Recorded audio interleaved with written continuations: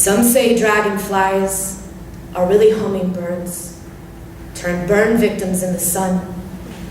That there are these moments in life that transform us forever.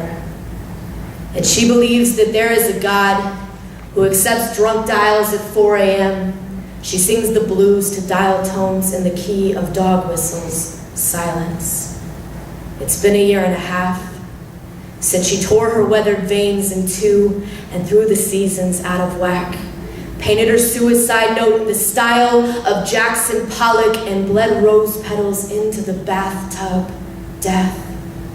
Let your trigger finger caress a hummingbird's throat.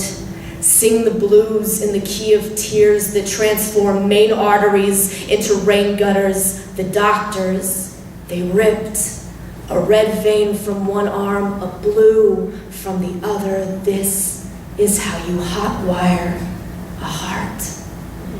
Heartstrings, surgical masks they'll be. Your tin can telephone to God. There were days she said thank you for never train dodging the track marks on my arms. Her boxing gloves are corsets she must unlace in order to breathe, to scream.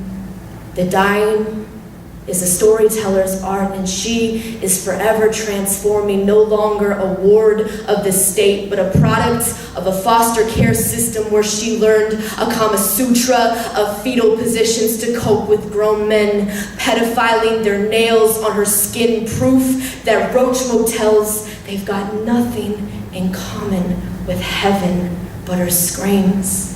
They have been long locked away in the black boxes of airplanes. Someday we're gonna open an unlucky rabbit's foot farm for all the throwaways, but baby, you are not a throwaway. This was just a beautiful mistake. You have been a guide to recognizing my saints.